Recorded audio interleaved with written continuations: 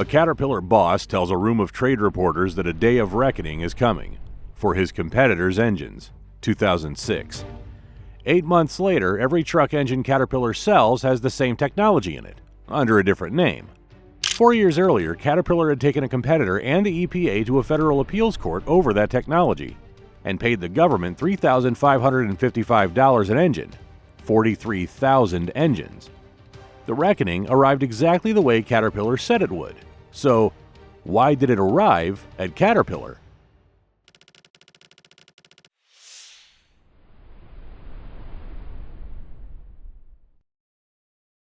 October 22, 1998, Washington. The Justice Department put 7 names on a single page: Caterpillar, Cummins, Detroit Diesel, Mack, Navistar, Renault, Volvo.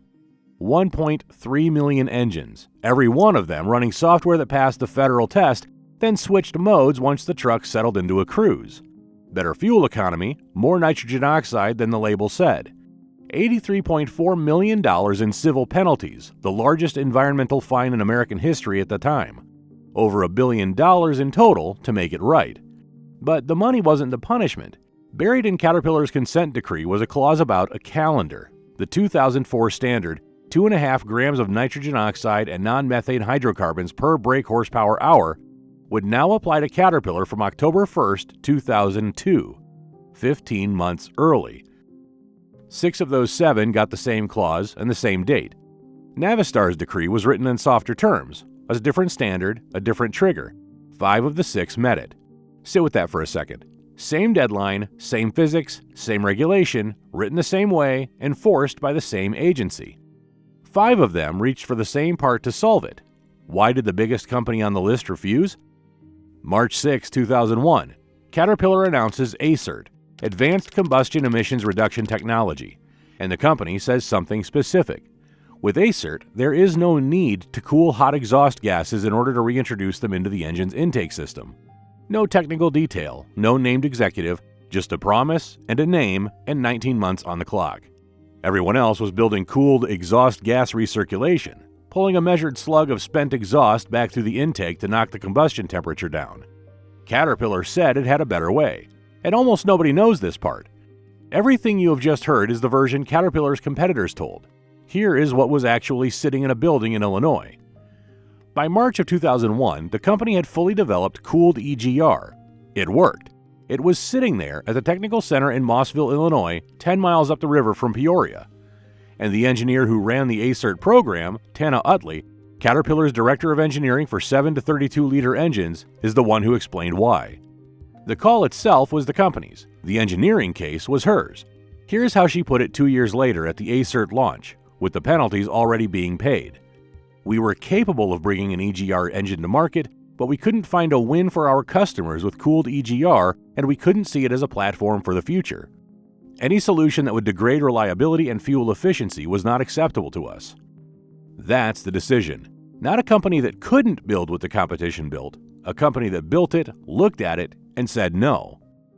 By October 2001, Caterpillar had committed ACERT to the whole engine business, highway and off-highway both, which meant Caterpillar went into the deadline as the only heavy-duty engine maker in North America without the industry's answer, on a date it had agreed to itself, with an architecture that did not yet exist in an engine nobody could buy.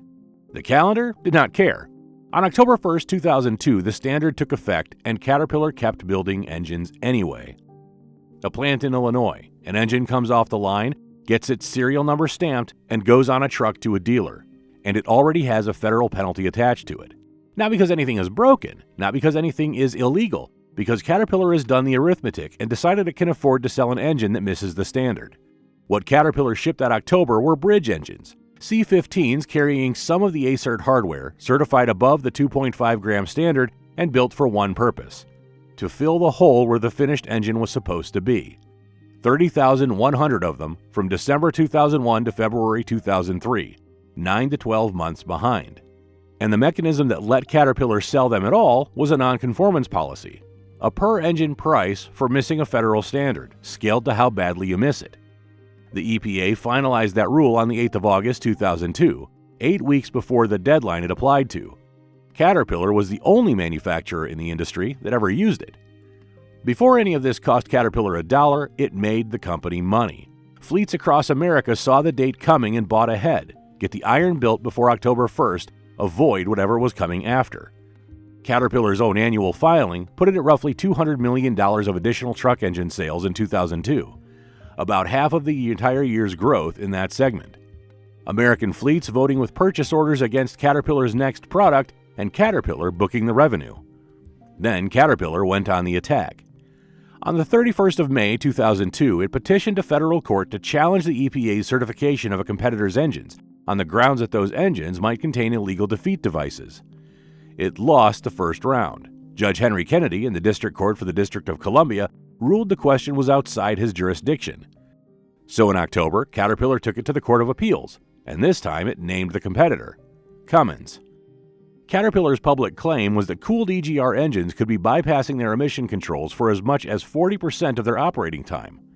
Its spokesman, Carl Volz, said Caterpillar had abandoned EGR after determining its drawbacks and questioned whether the EPA and Cummins had been forthcoming with specific data. Cummins did not deny the devices existed. It said they were triggered in less than 3% of the vehicle's operating time and only at high altitude and extreme temperatures. 40% against 3. Both numbers in print in the same argument, with the federal government in the middle. And the bill came due in the filings. For 2003, Caterpillar paid the EPA $3,550 for every heavy-duty engine it sold, 43,000 engines. $153 million, plus $2,485 apiece on 600 medium heavy-duty engines. Call it $154.5 million, itemized to shareholders in a quarterly filing to the Securities and Exchange Commission. Not a fine, not a settlement, a price list, and Caterpillar was the only company in America shopping from it. Go back to that engine coming off the line in Illinois. $3,555 of it was already spent before anybody turned a key. Not everybody watching thought the court fight was about engineering. Rich Castle at the Natural Resources Defense Council put it plainly at the time. Rather than attacking Cummins for its certification strategy, Caterpillar should get its cleaner engines out on the road as soon as possible. He called the challenge an attempt to deflect attention from Caterpillar's own non-compliance. Then, in January 2003, ACERT was finally certified. The penalties stopped, and for 2 years it looked like Caterpillar had been right all along.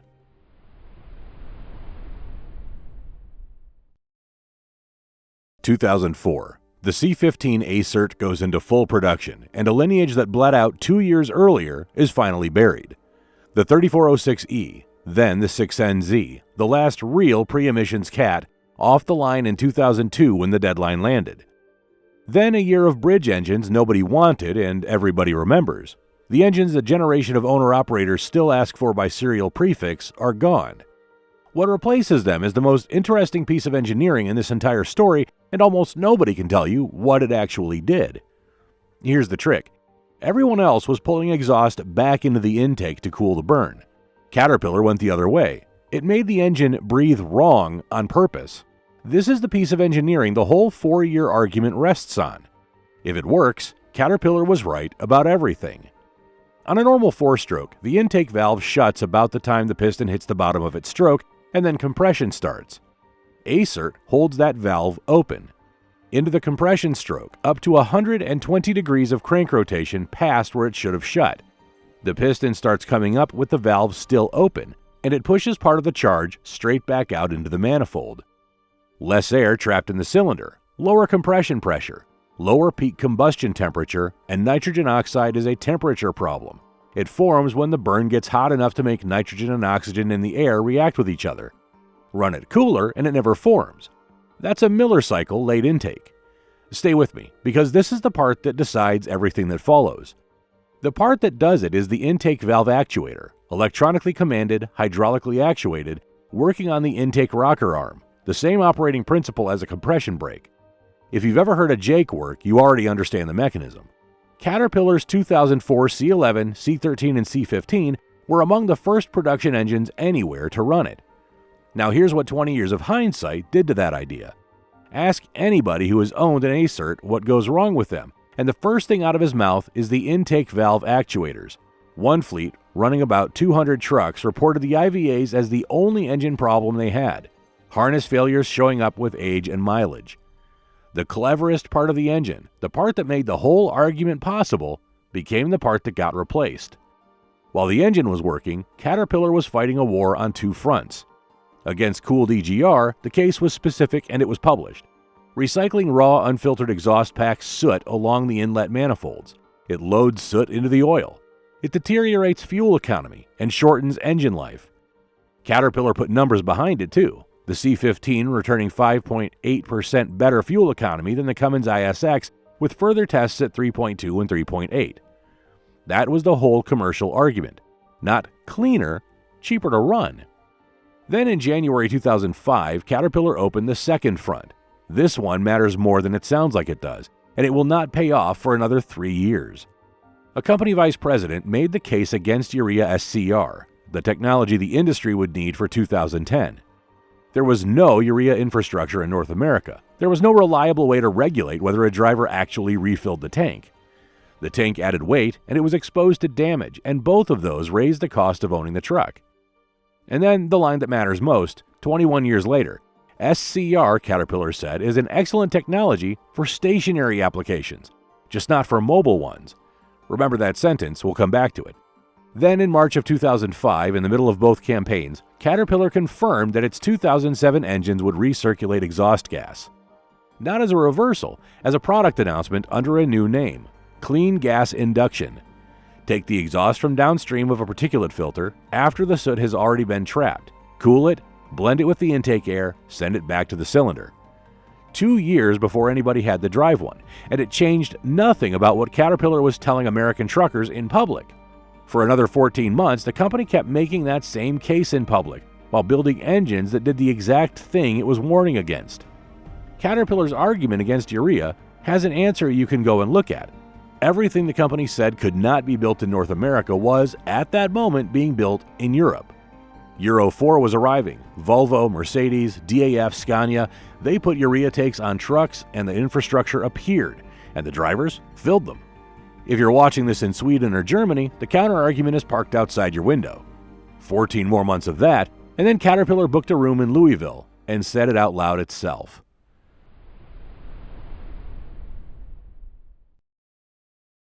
There is one article at the center of this entire story. It ran in a trade magazine in May of 2006, reporting on a press event Caterpillar held that March in Louisville, Kentucky, and almost nobody has read it since.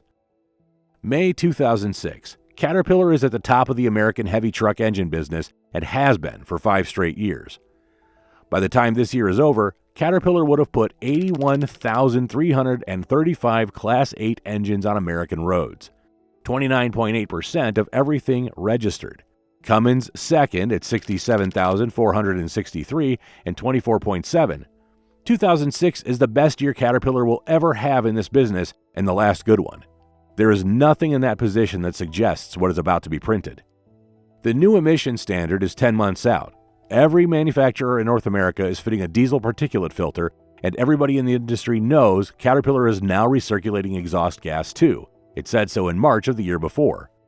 And here's the thing about that room. It's Caterpillar's room. Cat booked it, Cat ran it, Cat picked the speakers. They came to Louisville loaded. Teardown photographs, fuel economy numbers, the whole 2007 engine line. Jim McReynolds, General Manager of Caterpillar Power Systems North America, Greg Gauger, Director of Caterpillar On-Highway Power Systems, one of them is going to make a prediction about his competitors that turns out to be completely accurate. The other is going to say something nobody made him say, and those two things are going to appear on the same page. You heard half of this at the top of the video. Well, here's the whole of it. McReynolds goes first, and he is not hedging.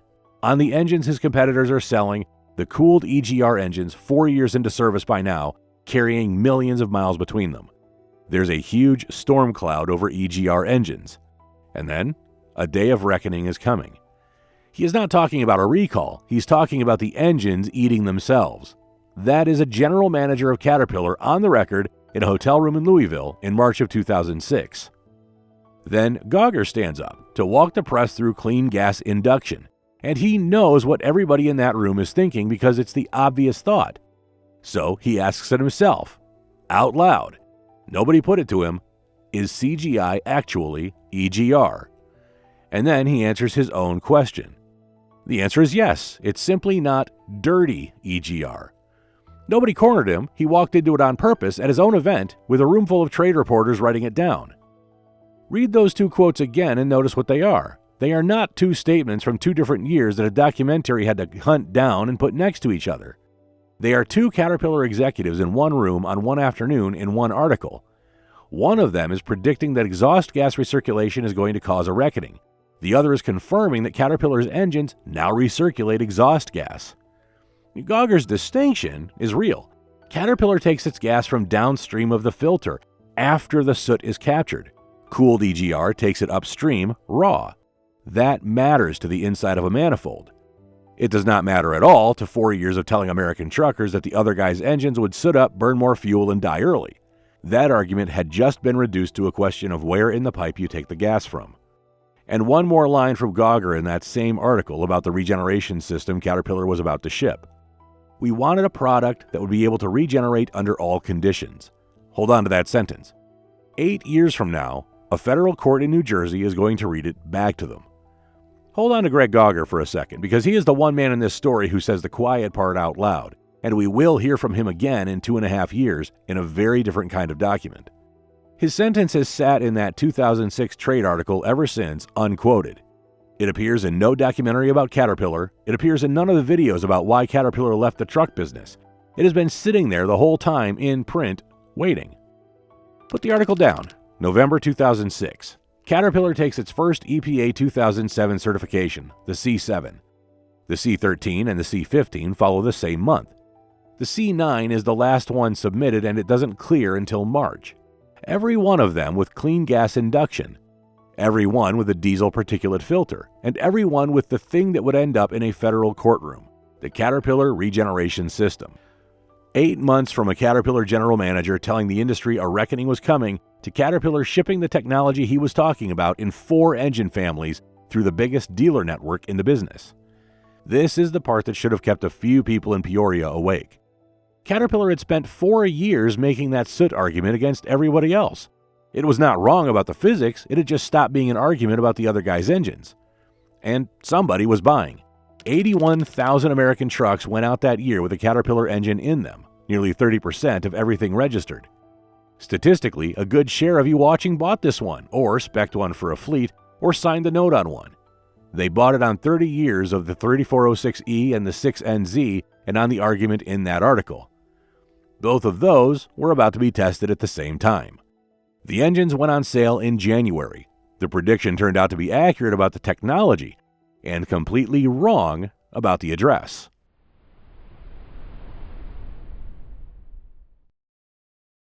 So, here's the address. Every manufacturer building a 2007 engine had the same problem. A diesel particulate filter traps soot. Soot fills the filter, and to empty it, you have to burn it out, which means getting the exhaust hot enough to ignite carbon, over 1100 degrees. Most of the industry did that from inside the cylinder. Squirt extra fuel late in the stroke, let it burn on the way out, push the temperature up. Caterpillar built a burner, the after-treatment regeneration device. It sits in the exhaust system just behind the turbo, and it has its own fuel supply, its own ignition coil, and a spark plug. When the filter needs cleaning, the control module lights an actual flame in the exhaust pipe of a diesel engine. There is a fault code in Caterpillar's own troubleshooting manual for what happens when it doesn't. It reads, ARD failed to ignite. 3 parts do the failing, and any technician who worked on these will name them in the same order. The ARD head, the fuel fittings that feed it, and the spark plug inside it. The ignition circuit is fussy enough that Caterpillar had to issue its own spark tester, a specific part number, because ordinary spark indicators read the ARD circuit wrong and send you chasing the wrong fault. When regeneration fails for any reason, a clogged injector, a bad sensor, a fuel line, the electronic control module does not put a light on the dash and let you finish the run. It warns, then it derates, then it shuts the engine down. On a grade, with a load behind you. So, run the arithmetic the way a fleet runs it. A truck that shuts down is not a repair bill. It's a load that doesn't deliver, a driver on the clock in a motel, a customer who now has a reason to call somebody else, and a dealer bay that can't reproduce the fault because the fault is intermittent. Now, how many times does that have to happen before you stop specifying the engine? The market answered in 12 months. Caterpillar's Class 8 registrations in the United States went from 81,335 to 43,907. 29.8% down to 25.7, cut roughly in half. Cummins went to 52,830.9 and it took the segment. Caterpillar had led that segment since 2002. It never led it again. Then the truck makers started absorbing it. On the 3rd of November 2008, Packer recalled Kenworths and Peterbilt fitted with Caterpillar's filter, 3,640 trucks carrying Caterpillar's aftertreatment. 1955 Kenworths, T600s, T660s, T800s, W900s, T2000s. 1685 Peterbilts across 8 separate model numbers: the 365, the 367, the 379, the 384, the 386, the 387, the 388, and the 389. The reason? The brackets holding Caterpillar's particulate filter to the chassis had failed a validation shake test. Not stiff enough to carry the filter for the life of the engine, and the straps not wide or thick enough either. The hazard on the recall notice isn't that the filter stops working, it's that the filter comes off the truck and another vehicle hits it. The Caterpillar man quoted in the recall coverage was Greg Gogger. Same man 2.5 years later. He said there had been no field failures on the parts, and the recall was precautionary. Not quite 5 months before that recall, Caterpillar had already decided. June 12, 2008, out of the North American Class 8 market by 2010. Engines through 2009, then support only for roughly 1.6 million Caterpillar engines already out there on the road. George Taylor, director of Global On-Highway Products, gave the reason: a ceiling of between 240 and 250,000 heavy trucks in North America, and it would be increasingly difficult to participate as an independent engine maker. And in the same announcement, alongside Navistar, Caterpillar refused urea SCR for 2010. Globally, not a decision taken under pressure in 2008, a position its own vice president had been arguing in public since January 2005. Refusing it the first time cost $154.5 million in nonconformance penalties, on top of the $25 million fine in the consent decree itself. Refusing it the second time ended the business, but the bill for the 2007 engines hadn't been added up yet. It was still sitting in maintenance records in fleet offices all over the country, waiting for a court to do the arithmetic. March 2010, 3 trucking companies in Oklahoma file suit. Between them, they had bought 90 C15 engines in 2007 and 2008. Not 90,000. 90. A number small enough to hold in your hand and small enough that every one of those trucks had a name attached to it.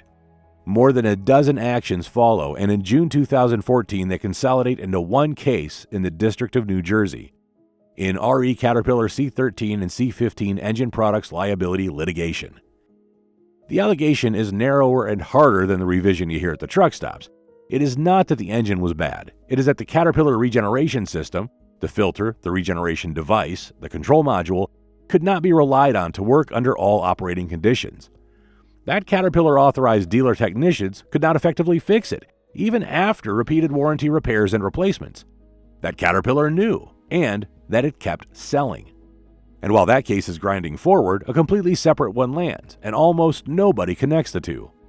July 28, 2011, Caterpillar settles Clean Air Act violations with the EPA, the Justice Department, and the state of California. $2.55 million, $2.04 to the federal government, $510,000 to California. The complaint? Between 2002 and 2006, Caterpillar shipped 590,000 diesel engines to more than 50 equipment manufacturers. Wrong exhaust aftertreatment devices, wrong fuel injector and fuel map settings. It also failed to comply with the defect reporting and engine labeling requirements. Around 925 of those engines reached end users outside their certified configuration. Caterpillar had to recall them and permanently retire banked emission credits to cover the excess emissions. 2002 to 2006. Those are the exact years Caterpillar spent in federal court arguing that a competitor's engine couldn't be trusted to be what their certifications said they were. Canada started early and finished last. Consumer Law Group launched a national class action on the 16th of March 2012, 2 years before the American cases consolidated. As it ran 2 parallel files, one in Quebec and one in Ontario, with a representative plaintiff named Sukhveer Pabla, it covered model years 2007 through 2011. Then it sat. The Canadian courts didn't hold approval hearings until January of 2022. $8 million. 10 years after filing, 16 years after the engines were built. Some of those trucks had been scrapped before the checks cleared. 2016, Caterpillar settles the American case for $60 million, with no admission of wrongdoing. And the way that money gets divided is the most honest document in this entire story. $500 an engine if the Caterpillar Regeneration System never needed a qualifying repair. $5,000 for 1 to 5 repairs, $10,000 for 6 or more. If you were in that top tier, you already knew what that year cost you. Somebody sat down and drafted that last tier, which means there were enough trucks that had been in the shop 6 or more times for the same emission system that they needed their own line in a settlement agreement. And on that 26th of February that same year, Caterpillar shut down the CT660, the vocational truck it had built with Navistar. Launched in 2011, running Navistar's EGR-only engines painted yellow and badged CT11 and CT13. It never got above 1% of its segment across 5 years of production. There's a difference between leaving a business and leaving its money. Caterpillar left the highway engine business. It never left the highway engine money. 1.6 million engines were still out there, still needing parts, still going through the same dealer network the lawsuits said couldn't fix them. 25 years on, you could still buy a factory reman C15 ACERT for somewhere between $25,000 and $35,000. Jim Reynolds called it in a hotel ballroom in Louisville in March of 2006. The reckoning came in right on time, and it came as a check with Caterpillar's name on the signature line.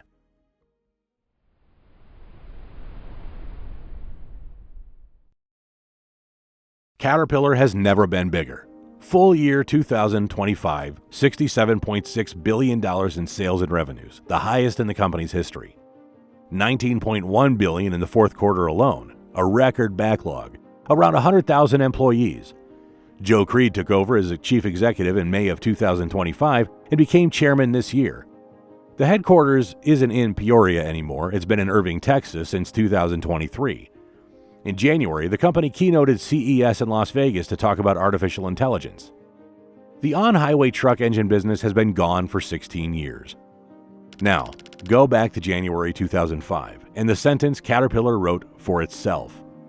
SCR is an excellent technology for stationary applications, just not for mobile ones.